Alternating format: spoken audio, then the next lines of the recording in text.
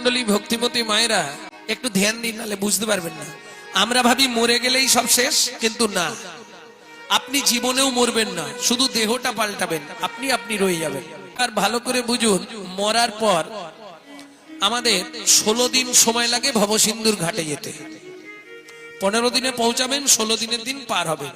আর একটা মিথ্যে কথা সবাই বলে, খালি হাতে এসেছি, খালি হাতে। ও মায়েরা, তোমার বাচ্চা যখন জন্মেছিল হাতটা কেমন ছিল? পাটি 2 হাত একবারে শক্ত করে মুঠো করে রেখেছিল, তাহলে খালি হাতে এলো কি করে? খালি হাত হলে তো খোলা থাকতো। যাবার সময় তোমাকে 3টে জিনিস নিয়ে যেতে হবে, আসার সময় 2টো জিনিস ফেরত নিয়ে আসতে হবে। যাবার সময় কি কি নিয়ে যাবে? কর্মফল, প্রকৃতি, পাপ পুণ্য। আসার সময় 2টো জিনিস নিয়ে আসবে, কর্মফল, সুকৃতি। পাপ পুণ্য ওখানেই খারিজ হবে। যদি পুণ্য বেশি থাকে আর পাপ বেশি থাকে, যাই হোক তুমি ওপারে যাবে। ভবসিন্ধু পার সবার জন্য, পাপী হোক আর পুণ্য আত্মা হোক। ওপারে যাওয়ার পর ডিভাইড হবে। যদি পুণ্য বেশি থাকে তাহলে বৈকুণ্ঠ ধাম ডান দিকে চান্স পাবে। যদি পাপ বেশি থাকে 28 নগর বাঁ দিকে চান্স হবে। বুঝে নিলে? ওটা বৈকুণ্ঠ নগর, এটা 28 নগর। বৈকুণ্ঠ নগর বুঝে নিলে 28 নগরে কি আছে? 28টা নরক। এক একটা নরকে আছে, ছোট করো, এক একটা নরকে আছে 100 করে কুণ্ডু। 2800 নরক কুণ্ডু আছে শুধু মানব জাতিকে ধোলাই আর পেটাই দেওয়ার জন্য। এবার চলুন, ওখানে পৌঁছালেন মানে শাস্তি শুরু। শাস্তি দিল মানেই শেষ? না না না, শেষ হবে না। আগের কর্ম অনুসারে জন্ম পাবে, কর্মফল ভোগ করতেই হবে। কোন কর্ম করলে কোন জন্ম পাবে 2-5টা বলছি নাকি? 2-5টা বলবো। গুরুদেবের সঙ্গে যে বা কপটতা করে, বাঘ বগ শ্রীগাল হয় জগত মাঝারে। বাঘ বগ শ্রীগাল হয় জগত মাঝারে। বাচ্চার দ্রব্য যদি চুরি করে খায়, নিশ্চয় জানিবে তার বেজি জন্ম হয়। নিশ্চয় জানিবে তার বেজি জন্ম হয়। সুগন্ধি তেল যে বা অপহরণ করে, ছুঁচো জন্ম হয় মরণের পরে। ছুঁচো জন্ম হয় মরণের পরে। ধান গম চাল শস্য যে করে হরণ, ইঁদুর রূপেতে জন্ম বিষেতে মরণ। ইঁদুর রূপেতে জন্ম বিষেতে মরণ। কর্মস্থানে যাইয়া যে বা জুতা চুরি করে, কুকুর জনিতে জন্ম হয় বারে বারে। ওগো কুকুর জনিতে জন্ম হয় বারে বারে। এই অবধি থাক, পরের গুলো না না, এরপর গায়ে বাঁধবে, বলতেই হবে। অন্যের ঘরেতে যারা ঝগড়া বাঁধায়, অন্যের ঘরেতে যারা ঝগড়া বাঁধা, 21 দিন জাত থাকে মশা জন্ম পায়। 21 দিন জাত থাকে মশা জন্ম পায়। দান যোগ্য বিবাহেতে যারা ভাঙচি দেয়, নিশ্চয় জানিবে তাদের কচ্ছপ জন্ম হয়। নিশ্চয় জানিবে তাদের কচ্ছপ জন্ম হয়। ভাতার পত্নীকে যে বা সদা পীড়ন করে, গিরগিটি হতে হয় মরণের পরে। গিরগিটি হতে হয় মরণের পরে। অন্যের পুকুরে যারা মাছ ধরে খায়, অন্যের পুকুরে যারা মাছ ধরে খায়, নিশ্চয় জানিবে তারা বিড়াল জন্ম পায়। নিশ্চয় জানিবে তারা বিড়াল জন্ম পায়। জোর করে অন্যের জায়গা যদি দখল করে, উই পোকা হতে হয় 7 জন্ম ধরে। উই পোকা হতে হয় 7 জন্ম ধরে।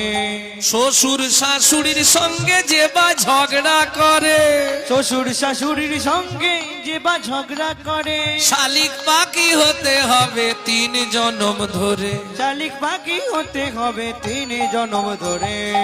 বউয়ের পিছনে যে বা খুটুর খুটুর করে, কোন ব্যাং হতে হয় থাকে ঘরের কোণে। কোন ব্যাং হতে হয় থাকে ঘরের কোণে। শুনিয়া এ পাপের তত্ত্ব মনে রেখো ভয়। শ্লোকটা বলে দিই, নালে বুঝতে পারবেন না তো। সতং পাপে পদং নাস্তি সহস্র বাকো বর্ধকা, অযুতল বধিরাশ্চৈব লক্ষন্তে চক্ষু ঘাতকা। বাণ কটিনি সন্তানা অষ্টমে বজ্রঘাতক অপারে কুষ্টমে বচ ব্রহ্ম নারদ রত্নাকরো সংবাদ। ব্রহ্ম বৈবর্ত পুরাণ রত্নাকর নারদ সংবাদ থেকে বললাম। শুনিয়াই পাপের তত্ত্ব মনে রেখো ভয়, 100 পাপ পূর্ণ হলে পঙ্গু হয়ে, ওগো 100 পাপ পূর্ণ হলে পঙ্গু হয়ে যায়। 1000 পাপ করিলে বোবা হয় তবে, ওগো 1000 পাপ করিলে বোবা হয় তবে। বুঝে নিচ্ছ? ভালো করে বুঝছো তো? গুরুজনদের লাথি লেগে গেল, প্রণাম করলাম না, দাদু সরি, পরে বুঝতে পারবে। ঠাকুর মন্দিরে পা লেগে গেল, প্রণাম জানালাম না, অপরাধ হলো। কীর্তন শুনতে গেলাম, কীর্তনিয়ার দিকে পাটা মিলে বসলাম, ভাই গুটাতে হবে না, থাক, অপরাধ হয়ে যাবে না? না না, সেটা জানি, ভালো কেউ নেই। কোন সংসারে 5 জন, 5 জনের মোটামুটি 4 জনের হাঁটুর দৃষ্টান্ত। আবার বিশেষ করে অমাবস্যা পূর্ণিমা হলে কটকট কটকট কটকট, রে বাপ, কি কেউ ভালো থাকবে না, কলিতে কেউ ভালো থাকবে না। জগৎগুরু শঙ্করাচার্যের একটি বাণী, খুব মূল্যবান কথা বলেছিলেন জগৎগুরু শঙ্করাচার্য।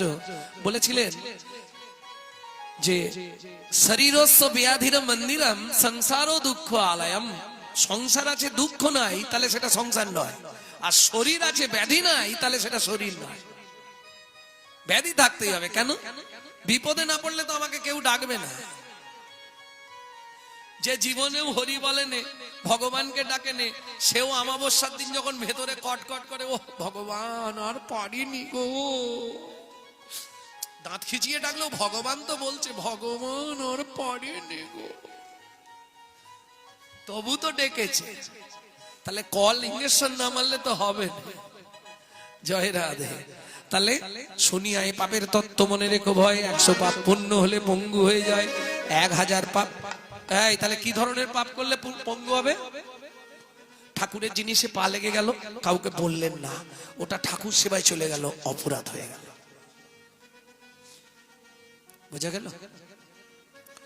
সহস্র বাকো বর্ধক, 1000 পাপ করলে কি হবে? সবই থাকবে, শুধু সাউন্ডটা বন্ধ থাকবে। মাইক ম্যান দাদা হাসছে। সবই থাকবে, সাউন্ডটা থাকবে। কি হবে তা?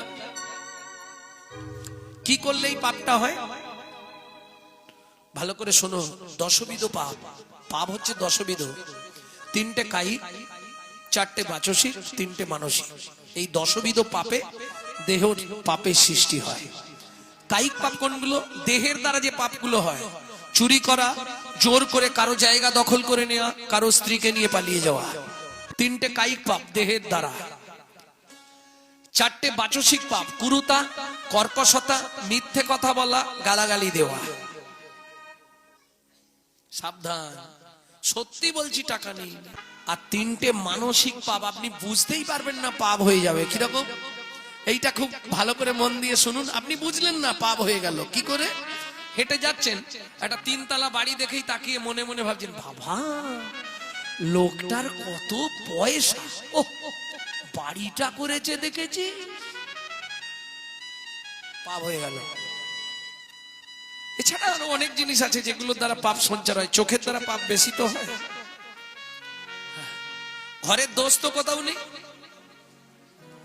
হাতের দোষ নেই, পায়ের দোষ নেই, বুকের দোষ নেই, মুখের দোষ নেই, দোষ কোথায়? শালা যেখানে খারাপ জিনিস থাকবে সবার আগে দুজন ছুটে চলে যাবে। বুঝে নেওয়া গেল? তাহলে বাক্যের দ্বারা যে পাপগুলো হয়, সেই পাপগুলো করলে গালাগালি দেওয়া, মিথ্যা কথা বলা, হ্যাঁ, এর কারণে। তারপরে বেদের সমালোচনা, অসৎ শ্রদ্ধা, বাদে তো বইয়ে লেখা আছে, বেদকে অশ্রদ্ধা জ্ঞান, কোন সাধু মুনি ঋষির কথাকে অবজ্ঞা করা, এই কারণেই পাপগুলো হয়। অযুতদ বুদ্ধিরাশ্চৈব 10,000 পাপ করিলে কালা হয়। 10,000 পাপ। কি ধরনের পাপ? হরিনাম শুনবো না, পালিচা কি শুনবি?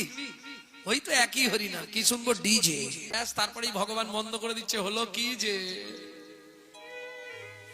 গেল। রাস্তা কিছু নেই ওরে রসনা, পাপ কোনদিন বাপকে ছাড়ে না। মাথায় রেখো, পাপ করলে তুমি তোমাকে ভুলতে হবে। শুনিয়াই পাপের তত্ত্ব মনে রেখো ভয়, 100 পাপ পুণ্য হলে পঙ্গু হয়ে যায়, 1000 পাপ করিলে বোবা হয় তবে, 10,000 পাপ করিলে কালা হয়ে যাবে, 1 লক্ষ পাপ করিলে তবে কানা হয়, 5 কোটি পাপ করিলে নিঃসন্তান রয়। নারী হয়ে জন্মেছেন, জীবনে 5টা পাপ করবেন না, শুধু 5টা পাপ বলবো, মনে থাকবে। 1 ভ্রূণ নষ্ট করা, 2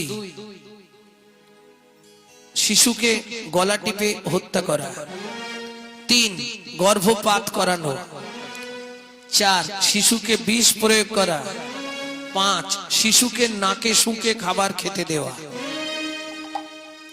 এই 5টা পাপ জীবনে করবেন না। 5 কোটি পাপ করিলে নিঃসন্তান রয়, 8 কোটি পাপ করিলে বজ্রাঘাত পড়ে, তার চেয়ে বেশি পাপে কুষ্ঠ ব্যাধি ধরে। কেমনে হইবে বলো পাপ বিমোচন, নিশি দিশি করো শোনো শ্রীহরি কীর্তন, নিশি দিশি করো শোনো শ্রীহরি নিতাই গৌর হরি হরি হরি। নিশি দিশি করো শোনো শ্রীহরি কীর্তন। বলছি বলছি বলছি স্বামী, আমি যে চেয়ে ফেলেছি ভগবানের কাছে একটা সন্তান দাও, তাহলে পাপ করলাম? অবশ্যই পাপ করেছো। কি করব?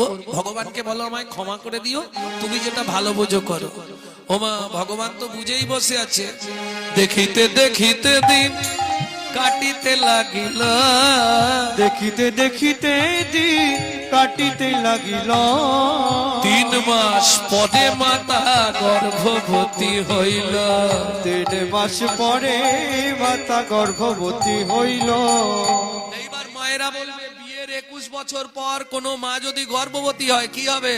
আনন্দের আর সীমা নাই রে, আনন্দের আর সীমা নাই রে। এতদিন পরে কৃপা হলো প্রভুর কাছে কেঁদে কেঁদে, এতদিন পরে কৃপা হলো প্রভুর কাছে কেঁদে কেঁদে, এতদিন পরে কৃপা হলো, আনন্দের আর সীমা নাই গো। আনন্দের আর সীমা নাই গো। শাস্ত্র বলছে যার গোড়া ভালো তার ফল ভালো, যার ফল ভালো তার জল ভালো, যার জল ভালো তার বল ভালো। গাছের গোড়ায় যদি গলদ লেগে যায়, সে ফলে পোকা লাগবেই লাগবে, ভুলে গেলে তো চলবে না। এই বাংলাতেই তো জন্মেছে বিনয় বাদল, দীনেশ, ক্ষুদিরাম মাস্টার, মহা মহাপুরুষের জন্মভূমি। আচ্ছা, আনাচে কানাচে আর 1 পিস ভালো মাল জন্মাচ্ছে? বলুন কেন? কেন হচ্ছে না? গাছ খারাপ হয়ে গেছে, ফল আর ভালো পাবেন না। কেন? আগেকার দিনে ওই ঠাকুমাকে জিজ্ঞেস করো, সন্তান গর্ভে থাকাকালীন রামায়ণ, মহাভারত, গীতা, ভাগবত শুনতো। আর এখন যেদিন থেকে সন্তান গর্ভে এলো, মায়েরা দিনরাত কি দেখে? রাধে, মোবাইল। তাহলে মোবাইল ঘাটা মাল জন্মাবে, কিচ্ছু করার নেই। পেটে থাকাকালীন আপনি যা করবেন ওটাই ওর মধ্যে এফেক্ট পড়বে, এটা মাথায় রেখে দিন, মিলিয়ে নেবেন। আপনি যদি গীতা, ভাগবত, রামায়ণ, মহাভারত শোনেন, কিছু হোক না হোক সে সন্তান একজন কৃষ্ণ ভক্ত হবেই হবে। আর আপনি দিনরাত যদি সিরিয়াল দেখেন, তাহলে সিরিয়াল বাচ্চা জন্মাবে, কোনো চিন্তা নেই, হতেই হবে। যেদিন থেকে সন্তান প্রমাণ, যেদিন থেকে সন্তান গর্ভে এসেছে, সুজাতা দেবী ভাগবত পাঠ শোনে। 8 মাস গর্ভবতী, এই জায়গাটা খুব খেয়াল রাখবেন। 8 মাস গর্ভবতী, সেদিন ছিল একাদশী তিথি, হাতে তুলসী পাতা নিয়ে বসে ভাগবত শুনছে। কহরমুনি বলছে, সুজাতা আজকে তোমাকে একটা দারুণ জিনিস শোনাবো, কৃষ্ণকেই কেন ভগবান বলা হয়। তখন গর্ভের বয়স কত বললাম? 8 মাস, মাথায় রাখো। ও তো তুলসী পাতাটা হাতে নিয়ে ভাগবত শুনতে বসেছে। বলো স্বামী, বলো। যদ্বৈত্বং ব্রহ্মোপনৌষধি যদ্বৈতং ব্রহ্ম বনৌষধি তদ্ভাপসো তনুভা তদ্ভাপসো তনুবা য আত্মা অন্তর্যামী পুরুষো অন্তর্যামী ষড়ৈশ্বর্য যা ইহো ভগবান। ভগবান। বাবা শ্লোকটা আপনি ভুল বললেন, বাবা শ্লোকটা আপনার ভুল হয়ে গেল। সুজাতা কে বলছে? স্বামী, আমার পেটের ভেতর থেকে বাচ্চাটা বলছে। স্তব্ধ হও বালক, তুমি মাতৃগর্ভে বসে পিতৃদেবের সমালোচনা করো। আমি তোমায় অভিশাপ দিচ্ছি, তোমার 8 স্থানে বক্র হবে। কেঁদে উঠল সুজাতা দেবী। স্বামী, এ তুমি কি করলে? এতদিন ধরে ভগবানের কাছে কেঁদে, এতদিন ধরে ভগবানের চরণে জল দিয়ে, এতদিন ধরে তুলসী বৃন্দা দেবীর চরণে জল দিয়ে, এত কষ্টের ফল 21 বছর পর যদিও গাছে ফল ধরলো, ফলটা গোবিন্দ সেবায় লাগার আগে তুমি অভিশপ্ত করে দিলে। সুজাতা,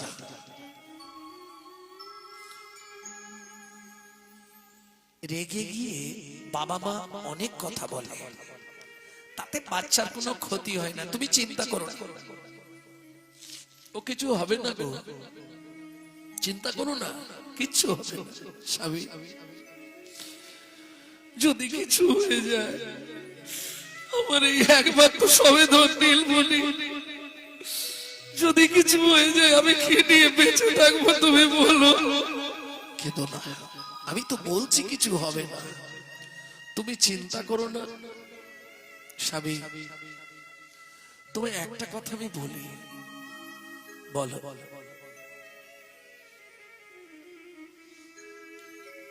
আমি হয়তো আর বাঁচবো না।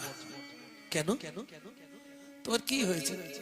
তুমি এখনো জিজ্ঞেস করছো আমার কি হয়েছে? আজকে 7 দিন হয়ে গেল উনুনে হাঁড়ি চাপে নেই। আমি তো 8 মাসের গর্ভবতী মহিলা, বলতে পারো কি খেয়ে বেঁচে থাকবো? কেন? বাড়িতে কি খাবার নেই? কি আছে বলো তুমি? কেন? কলসি ভরা গঙ্গা জল, উঠোন ভরা তুলসী গাছ, তুলসী পাতার গঙ্গার জল র্যাম্পাট খেয়ে যাও, কোনো চিন্তা নেই। বলুন তো মায়েরা, একটা 8 মাসের গর্ভবতী মহিলা তুলসী পাতার গঙ্গার জল খেয়ে থাকতে পারে? কোন সাধক, কোন সাধিকা হলে পারে। যেমন জানেননি, এটা শুনে নিন, 12 বছর শুধু তুলসী পাতা গঙ্গার জল খেয়ে বেঁচেছিলেন ঠাকুর সীতারাম ওঙ্কারনাথ। ওনার জীবনী গ্রন্থ পড়ে আমি জানতে পেরেছিলাম। বেশ, তোমার যখন এতই কষ্ট, আর একটা দিন, আগামী কাল পত্রুষে আমি মিথিলায় যাব, জনক রাজার বাড়ি, সীতার বাবার কাছে। অত্যন্ত ভালো, আমাকে দেখলে কিছু না কিছু দান দেবেই দেবে। তাই করো তুমি। তুলসী গাছে জল দিয়ে এইবার চললেন কোথায়? কোথায় যাবে বলেছিল? জনক রাজার কাছে, মিথিলা, সীতার বাবার কাছে। সুজাতা, যদি তাড়াতাড়ি কাজ মিটে যায় আমি রাতে ফিরবো, আর না হলে ভোরবেলা ফিরে আসবো, তুমি চিন্তা করো না। চললেন। ও মন ময়না পাখি রে,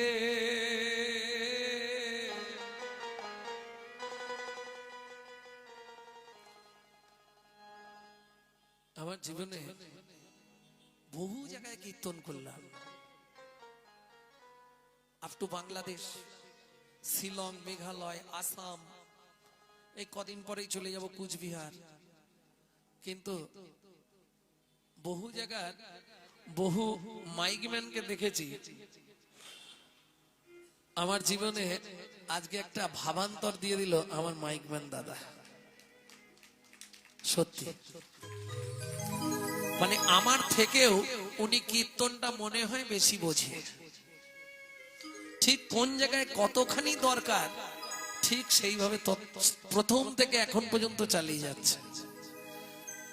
সবাই মিলে ভগবানের কাছে জানাবেন ওনার হৃদয়ে কৃষ্ণ প্রেম ভক্তি লাভ হোক। নিতাই গৌর হরি বল। অপূর্ব অপূর্ব সাউন্ডের কোনো কথা হবে না, অপূর্ব সাউন্ড। সাউন্ড তো শুধু জোরে বাজালে হবে না, মিষ্টতা তো থাকতে হবে। এই যে মিষ্টি ভাবটা, এটার জন্য আপনাকে অনেক মাথা খাটাতে হচ্ছে।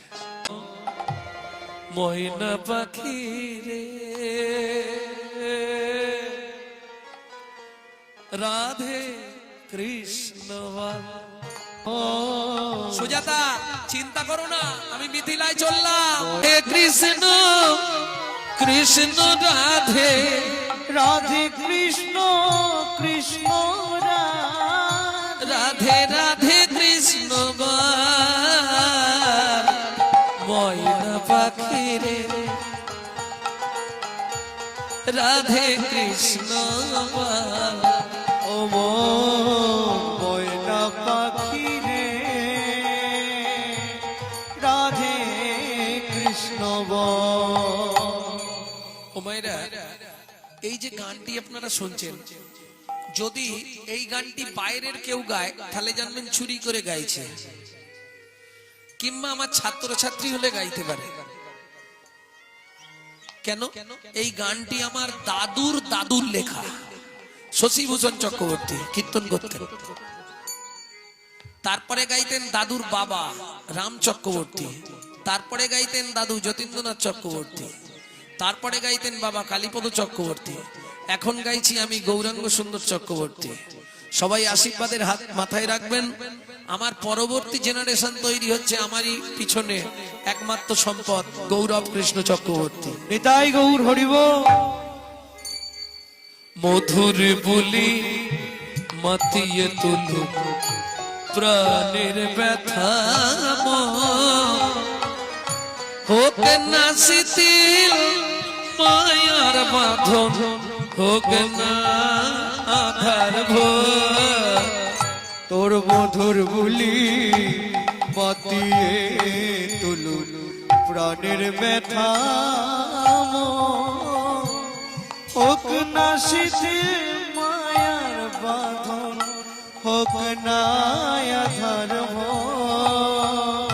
সব হারাইয়ে পাই যেন আমি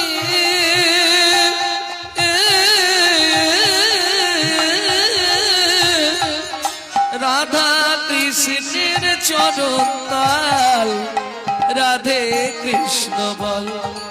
ও মন ময়না পাখি রে রাধে কৃষ্ণ বল। ও ময়না পাখি রে রাধে কৃষ্ণ জয় হোক মিথিলা রাজা জনকের, জয় হোক। কি মনে করে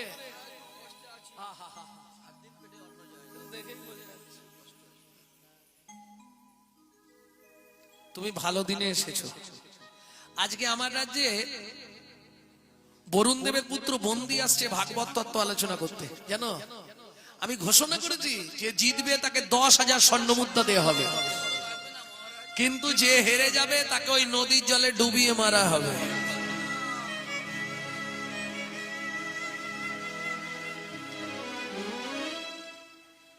বলছি মহারাজ, যদি আমি হেরে যাই আমাকে তো মরতে হবে, আমার স্ত্রী গর্ভবতী, তাকে কে দেখবে? তার চেয়ে আপনি যদি কিছু দান দান তো দেন, নালে আমি চলে যাই।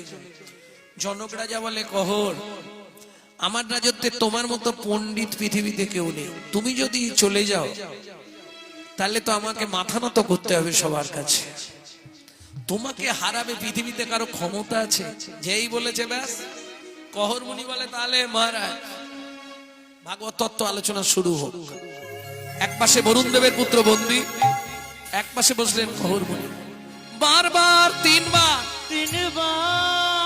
বন্দী যে হারিল, বন্দি যে হারিল, চতুর্থবারে কহর মুনি খবর মনে হারিয়া যে গেল, হারিয়া যে গেল। এই কে আছিস, একে টানতে টানতে নিয়ে চল নদীর চলে। আমাকে মেরো না গো, শোনো আমার দুটো কথা শোনো। আমার স্ত্রী 8 মাসের গর্ভবতী, আমি মরে গেলে তাকে দেখার কেউ নেই গো, তোমরা বিশ্বাস করো, আমাকে এইবারটার মতো ছেড়ে দাও তোমরা। কে শুনবে? সবাই মিলে ধরে নিয়ে গেল নদীর জলে। আমাকে মেরো না, আমাকে মেরো না সুজাতা। সন্তানের কিছু হলে সবার আগে যেমন মা জানতে পারে, স্বামীর কিছু হলে সতী রমণী ঠিক বুঝতে পারবে। হঠাৎ রাত্রিতে ঘুম ভেঙে গেল সুজাতা দেবী, তাহলে স্বামীর কি কোনো বিপদ হলো? সারা রাত চোখে আর ঘুম নেই, একবার ঘর একবার মা। জনক রাজা বললেন, মন্ত্রী মহারাজ, সকালবেলা ঘোড়ার গাড়ি ভর্তি করে চাল ডাল আনাজ বাজার খাদ্যদ্রব্য অন্ন বস্ত্র কিছু অর্থ তপবনে গিয়ে কহর মুনির স্ত্রী সুজাতা দেবীকে দিয়ে এসো। তার কারণ গর্ভবতী মহিলা যদি খেতে না পেয়ে মারা যায়, পাপটা কিন্তু আমাদের লাগবে। কথা মতো মন্ত্রী চললেন ঘোড়ার গাড়ি ভর্তি করে সামগ্রী নিয়ে। এদিকে সুজাতা দেবী সকালবেলা উঠে বাসি পাট সেরে স্নান করে ঠাকুর ঘর মার্জন করে পথের দিকে তাকিয়ে বসে আছে। হঠাৎ শুনতে পেল ঘোড়ার গাড়ির শব্দ। বেরিয়ে এসেছে। কোথা থেকে আসছেন? মিথিলা থেকে। আমার স্বামী যে কালকে মিথিলায় গেছিল। বলছি মা, আগে মালপত্রগুলো নাবাই। না না, পরে নাবাবেন, আগে বলুন না আমার স্বামী কোথায়। শোনো মা, কাল মিথিলায় ভাগবত তত্ত্ব আলোচনা ছিল। প্রকাশ ছিল যে জিতবে তাকে 10,000 স্বর্ণমুদ্রা দেওয়া হবে, যে হেরে যাবে তাকে ওই নদীর জলে ডুবিয়ে মারা হবে। তোমার স্বামী হেরে গেছিল, ওই বরুণ দেবের পুত্র বন্দী তার লোকজনকে দিয়ে তোমার স্বামীকে ওই নদীর জলে হলো না গো,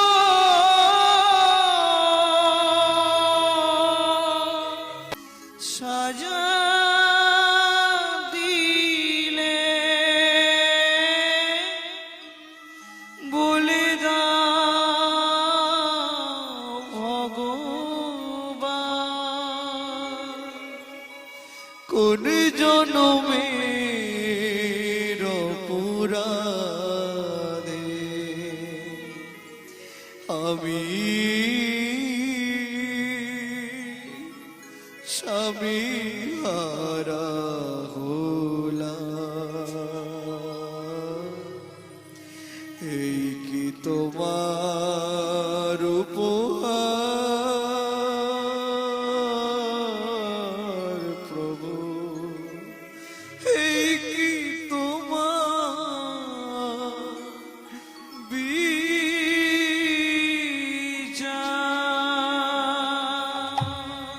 অর্জুন দাঁড়িয়ে রে পাল্লা দুটো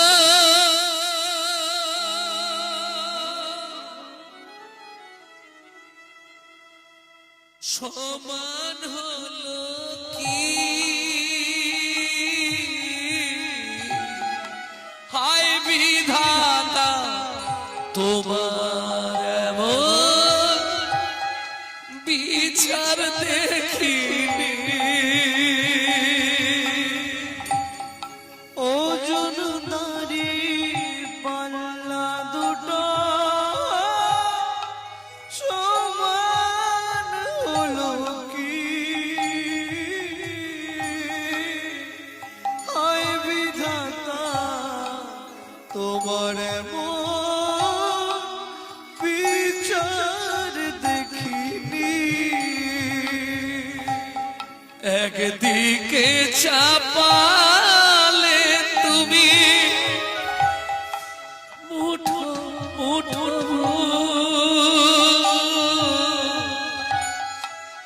অন্যদিকে তুলে দিলে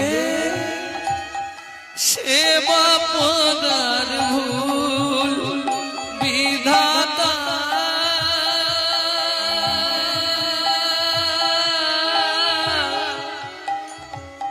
ও বিধাতা,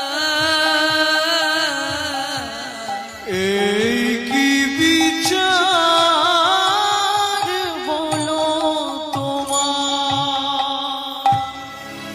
পাষাণ, তুমি পাথর,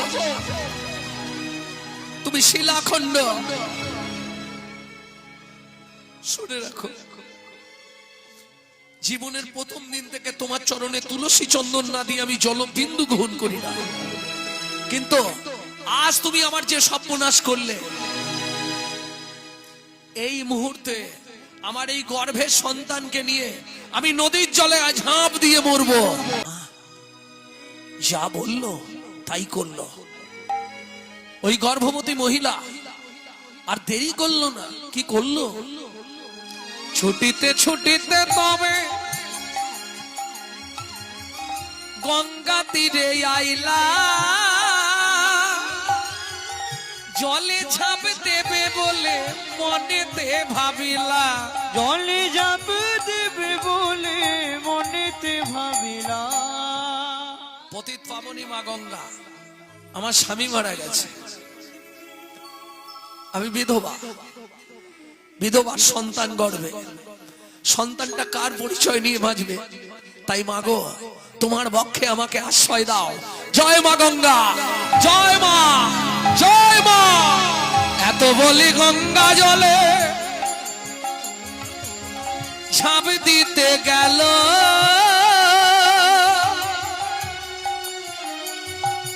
গর্ভজাত শিশু তখন কাঁদিয়া উঠিল। গর্ভজাত শিশু তখন কাঁদিতে লাগিল। মাগো আমায় তুমি মারবে কেন? আমায় তুমি মারবে কেন? আমায় তুমি মারবে কেন? আমায় তুমি মারবে কেন? আমি কি অপরাধ করেছি মা? তুমি মারবে কেন? আমি কি অপরাধ করেছি? কোন অপরাধে অপহরি অপরাধ করেছে? অপরাধের অপরাধী আমি কি অপরাধ করেছি মা? আমায় তুমি মারবে কেন? আমায় তুমি মারবে কেন? ও মামা, আমি তো কোনো অন্যায় করিনি, বলো তুমি আমাকে মেরে ফেলতে চাইছো কেন মা? কোন মা পারবে আর ঝাঁপ দিতে? পাড়া প্রতিবেশীরা বুঝিয়ে বাড়িতে নিয়ে এলো। 2 মাস পরে শুভক্ষণে শুভ দিনে সুসন্তান প্রসব করলেন মা। কিন্তু মুশকিলটা কোথায়? পুত্রহেরি জগবাসীর আনন্দিত মন, পুত্রহেরি জননীর শুধু ঝরে দুনয়ন। কেন? মায়ের একটাই লক্ষ্য, বাবার অভিশাপটা ফলে যাবে না তো। প্রথম প্রথম বোঝা গেল না, 6 মাস হয়ে যাওয়ার পর আস্তে আস্তে ছেলেটা বাঁকতে শুরু হয়ে গেল। 12 বছর পর্যন্ত দাঁড়াতে পারলো না। 12 বছর পর লাঠি ধরে ধরে দাঁড়ায়, 8টা বাঁক হয়ে গেছে শরীরে। মা, ও মা, তুমি শুধু কাঁদো কেন? বলো না খোকা, তোকে দেখলেই আমার চোখে জল চলে আসে বাবা, কেঁদো না মা। ও গো আমার দুঃখী নেমা। এই গানটা আমি আমার মায়ের কাছে শিখেছিলাম। মাগো কি দুঃখে তো নয়ন ছড়ে, ও মা আমায় বল। মাগো কি দুঃখিত নয়ন ঝরে, ও মা আমায় বল। আমি দ্বাদশ রবি নীল এনে, আমি দাদা রবিনী রে এনে মুছব আখি জল। কি দুঃখে তো নয়ন ঝরে, ও মা আমায় বল। মাগো কি দুঃখে তোর নয়ন ঝরে, ও মা আমায় বল। ছেলেটা ছুটে গিয়ে মায়ের চোখের জলটা মুছে দিল। তুমি কেঁদো না মা, দেখি মা, দেখি কি করবি? তোমার একটা হাত আমার মাথায় দাও। তুই দাঁড়াতে পারছিস রে বাবা, তুই বস, আমি দিচ্ছি। না না, তুমি দাও না। মায়ের হাতটা মাথায় নিয়েছে। মা, শাস্ত্র বলে পিতার অধিক মাতা গর্ভধারণ পোষণাৎ অসতি সিদ্ধিশুলা কেসি না স্ত্রী মাতৃ সমগুরু। মায়ের মতো গুরু ত্রিভুবনে নেই। তুমি আমার মাথায় হাত দিয়ে আশীর্বাদ করো মা। এই মুহূর্তে এই অবস্থায় আমি মিথিলায় চললাম পিতৃ হত্যার প্রতিশোধ নিতে। খোকা যাস নে, তুই যেতে পারবি না বাবা, আমি যাবই মা, এই অবস্থাতেই যাব। হে নাথ নারায়ণ হরি, হে নাথ নারায়ণ হরি, তুমি গোপাল কৃষ্ণ মুরারি, তুমি গোপাল কৃষ্ণ মুরারি। হে নাথ নারায়ণ হরি, হে নাথ নারায়ণ হরি, তুমি যাদব মাধব মুকুন্দ কৃষ্ণ গোপাল কেশব গোবিন্দ। তুমি যাদব মাধব মুকুন্দ কৃষ্ণ কেশব গোপাল গোবিন্দ। যাদব মাধব মুকুন্দ কৃষ্ণ কেশব গোপাল গোবিন্দ। অহরহ তব নাম স্মরণ করি, হে নাথ নারায়ণ হরি। হে নাথ নারায়ণ হরি, হে নাথ নারায়ণ হরি। ওই ছেলেটা ওইভাবেই চলেছে কোথায়? মিথিলায়, জনক রাজার দরবারে। কত ফুল ফুটে গাছে, কতই তো ধরে ঝরে যায়। কোন গুণে কোন ভাগ্যে কজন বা দেবতার চরণে ঠাঁই পায়, তাই না? গাছে সব ফুল ভগবানের সেবায় লাগে, কেউ শুকিয়ে যায়, কেউ কুঁড়ি রয়ে যায় আর ফুটতে পারে না, কেউ যদিও ফুটে ঝরে পড়ে রয়ে যায়, ভগবানের সেবায় যায়।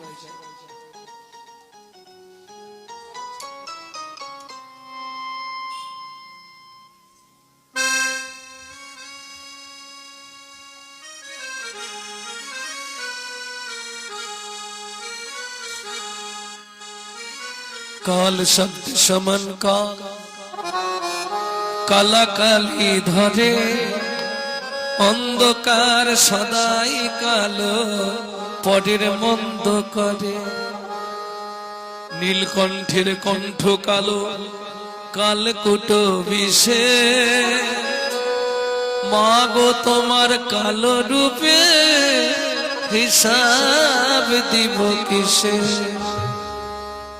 রক্ত বীজ বনে দেবী চন্ডমুন্ড বিনাশিনী, কালিকা রূপান্দ্রসত নমামি স্থিরাভব। কালী রূপ কখন ধরেছিলেন দেবী? রক্ত বীজ বধ করবার জন্য। কিন্তু ভাগ্য কার ভালো? মায়ের ভালো না, কার? শিবের ভালো। রাঙা পায়ে রাঙা জবা কেমন সেজেছে, মায়ের রাঙা পায়ে রাঙা জবা কেমন সেজেছে।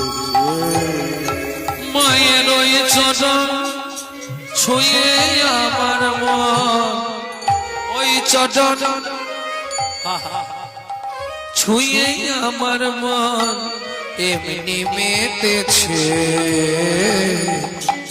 রাঙা পায়ে রাঙা জবা কেমন সেজেছে, মায়ের রাঙা পায়ে রাঙা জবা কেমন সেজেছে।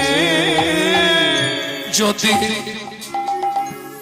পদ শোভা নেহারিবে,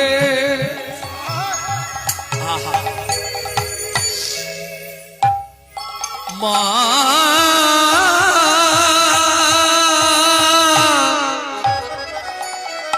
আমার মা, এদিকে নয় ওদিকে দেখো।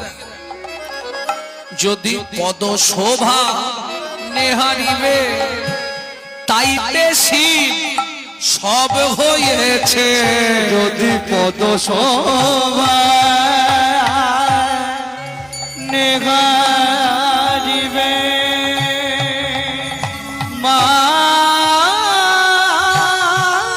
গো, মা গো।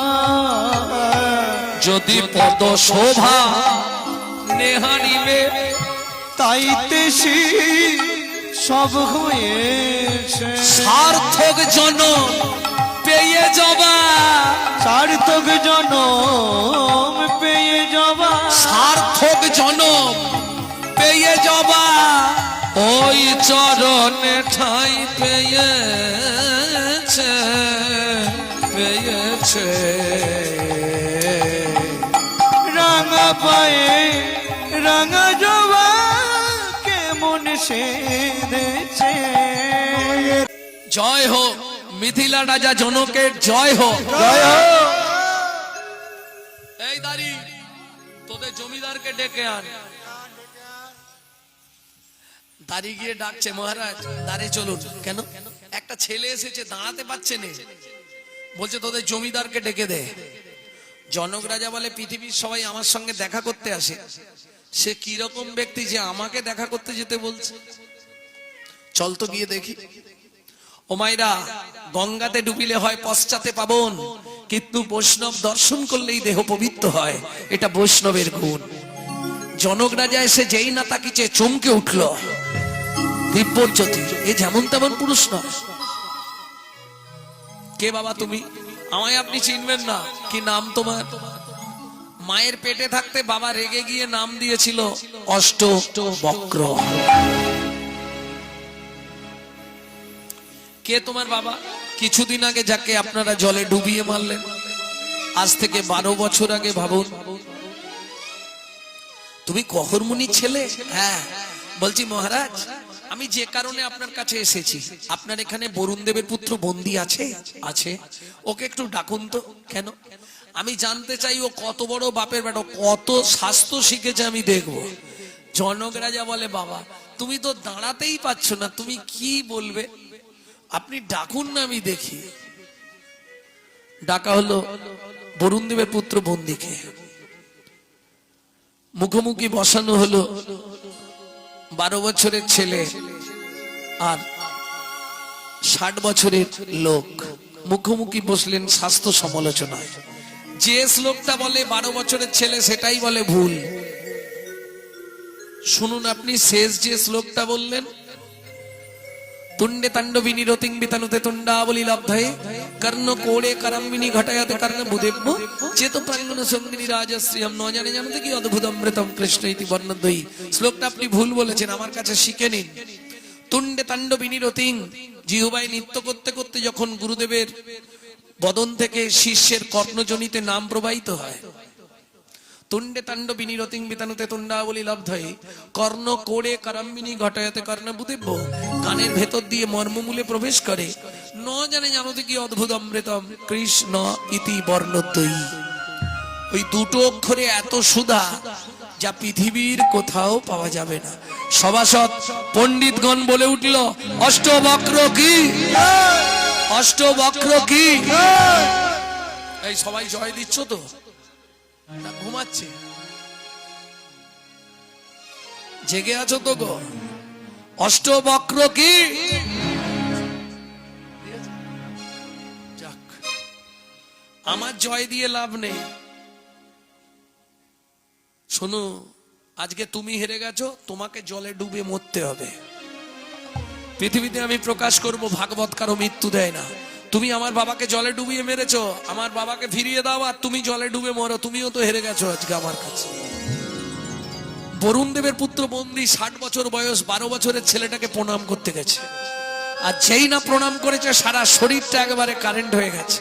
তুমি মানব নয় গো কোন দেবতা, প্রকাশ করি কও গো কথা, মানব নয় গো কোন দেবতা, প্রকাশ করে কও গো কথা, দিও না মরমে ব্যথা, প্রকাশ করে কও গো কথা, দিও না মরমে ব্যথা। প্রকাশ করে কও গো কথা।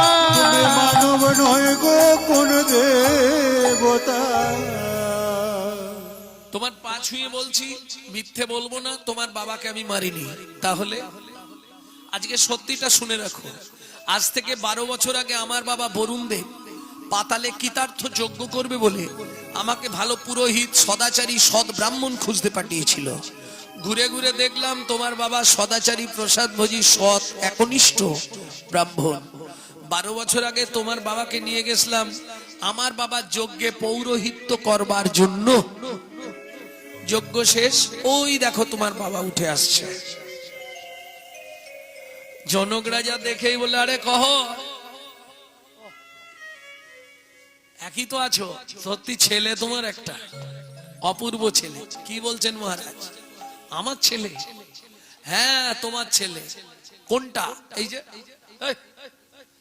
এই বাঁকাটা আমার ছেলে। এই বাঁকা, এই তুই কার ছেলে রে?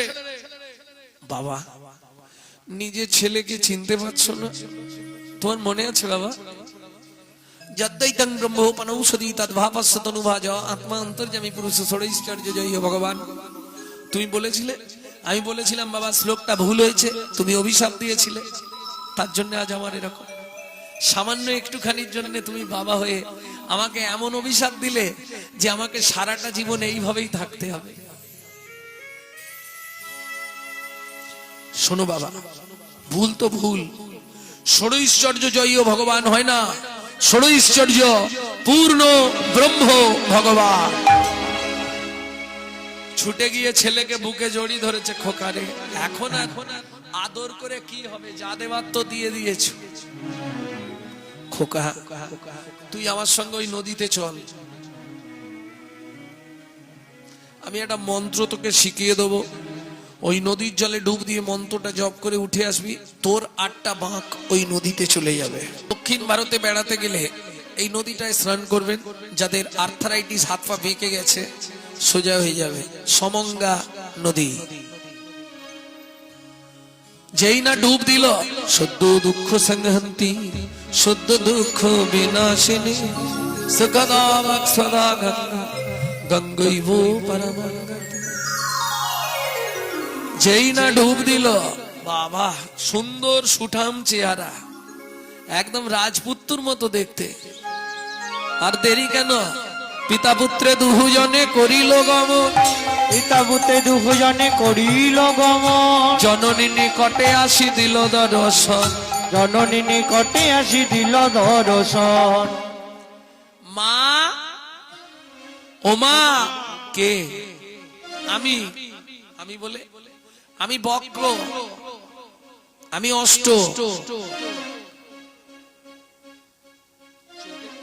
চোখে কি ভুল দেখছি নাকি?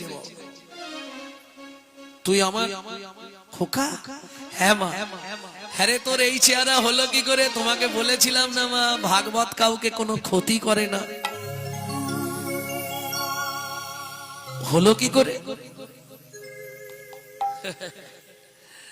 তোমাকে বলেছিলাম না মা, এক ভাগবত হয় ভাগবত শাস্ত্র, এক ভাগবত হয় ভাগবত শাস্ত্র, আর এক ভাগবত হয় ভক্তি রসের পাত্র, আর এক ভাগবত হয় ভক্তি রসের পাত্র। ও মামা, আর একটা আশ্চর্য দেখবে। তুমি তো সিঁদুর মুছে ফেলেছো, শাঁখা ফেলে দিয়েছো, এবার আশ্চর্যটা দেখো। বাবা ভেতরে এসো। ও মা, বাবাকে কোথায় পেলি? বললাম না মা, যার গৃহে নিত্য নিত্য ভাগবত হয়, ওগো যারি গৃহে নিত্য নিত্য ভাগবত হয়, তাহার থাকে না মাগো মরণের ভয়, তাহার থাকে না মাগো মরণের ভয়। নিত্য নিত্য যেই জন করায় শ্রবণ, নিত্য নিত্য যেই জন করায় শ্রবণ, অনায়াসে পায় রাধা গোবিন্দের চরণ, অনায়াসে পায় রাধা গোবিন্দের চরণ। যার গৃহে একখানি ভাগবত রয়, যার গৃহে একখানি ভাগবত রয়, কোন কালে কোনদিন বজ্রপাত না হয়, কোন কালে কোন দিন বজ্রপাত না হয়। ভাগবত বুকে লইয়া জয়ী জন মরে, ভাগবত বুকে লইয়া যদি কেউ মরে, অনা ব্যাধি ব্যাস হয়, অদ্যাবধি বাস হয় বৈকুণ্ঠ উপরে। অদ্যাবধি বাস হয় বৈকুণ্ঠ উপরে। ও মামা, কি সেদিন তুমি বলেছিলে খোকা জীবনে ভাগবত পড়বি না, ভাগবত শুনবি না, আজকে কি বলবে? খোকা একবার ভাগবতটা পড়বো মা। ছোট্ট অষ্টবক্র ভাগবত খুলে পড়তে শুরু করলো। কি মজা দেখুন, এমন ভাগবত পড়ছে, একে বলে সিদ্ধ মহাত্মা। আজকে ভাগবত শুনতে আসছে কারা একবার খালি দেখে নিন। চলে সারি সারি দেবের কুমারী, দেব পত্নী গণ যত গো। চলে সারি সারি দেবের কুমারী, দেব পত্নী গণ যত। অপ্সরায় অপ্সরী গন্ধর্ব কীর্ণরী, অপ্সরায় অপ্সরে গন্ধর্ব কিরণরী। কাহাবা কহিব কত, তাহাবা কহিব কত। লক্ষ্মী সরস্বতী লইয়া ভগবতী, ভাগবত শুনিতে যায় গো। লক্ষ্মী সরস্বতী লইয়া ভগবতী, ভাগবত শুনিতে যায় গো। লক্ষ্মী সরস্বতী লইয়া ভগবতী, ভাগবত শুনিতে যায় গো। গো আবার মুশিক বাহনে চলে গজাননে, আবার মুশিক মনে চলে গজাননে। আবার মুশিক বাহনে চলে গজাননে। কার্তিক ময়ূরে আবার কার্তিক ময়ূরে ক্ষিপ্ত পায় একজন বিষপৃষ্টে আহরণ, দিয়া সিংহা ডুমুর নিশা। সিংহার মোর নিশা। আর শিরে জটা ত্রিলোচন, ভস্ময়ঙ্গে বিভূষণ। আর শিরে জটা তিলোচন, বিস্ময়ঙ্গে বিভীষণ। সদয়ে জপয়ে রাম নাম, পরায়ে জপয়ে রাম নাম। তারপরে ঐরাবতে বজ্র হাতে, ঐরাবতে তারপরে ঐরাবতে বজ্র হাতে, ঐরাবতে মন্ত্র পড়ি চলিলেন ইন্দ্র। তারপরে শূন্য পথে ঐরাবত বজ্র হাতে, তারপরে শূন্য পথে ঐরাবতে বজ্র হাতে, শচী সহ চলিলেন ইন্দ্র। শচী জন চলিলেন ইন্দ্র। ভক্তের ভাগবত শুনি অখিল গুণের মনি, ভক্তির ভাগবত শুনি অখিল গুণের খনি। আশা আসি দাঁড়াইল গোবিন্দ, আসি দাঁড়াইল গোবিন্দ। এই দেখো আমি তো তোমাদেরকে ডাকিনি, তোমরা এলে কেন? যাকে ডেকেছি সে কোথায়? এসে দাঁড়ালেন ভক্তিপ্রিয় ভগবান মাধব। ভক্ত বলে উঠলো না, হবে না, আমি তো ওই রূপ দেখবো না। কোন রূপ দেখবে? আমি যুগল রূপে দর্শন করতে চাই। তখন ভগবান কৃষ্ণচন্দ্র কি করলেন? রাইবা মেলেই পুনঃ দাঁড়াইল শ্যাম। তখন রাইবে মিলেই পুনঃ দাঁড়াইল সে, রাইবা মেলেই পুনঃ দাঁড়াইল শ্যাম। তখন রাইবা মিলেই পুনঃ দাঁড়াইল সে। ভক্তগণ হৃদয় মাঝে করুণ বিশ্বাস, ভক্তগণ হৃদয় মাঝে করুণ বিশ্রাম, ভগবান হৃদয় মাঝে করুণ দৃষ্টা। ভক্তগণ হৃদয় মাঝে করুণ বিশ্রাম। উলুধ্বনি জয়ধ্বনি ভরিল ভুবন, মূলধ্বনি জয়ধ্বনি বলিল উমা ভক্ত হইতে দেবে করে পুষ্প বরিশন, অজ্ঞকে দেবে করে পুষ্প বরিশন, ভক্ত হইতে দেবে করে পুষ্প বরিশন। অর্ঘ হইতে দেবে করে পুষ্প বরিশন। চলুন এবার আমরা যুগল গীতি গাইব। যুগল মিলন হইল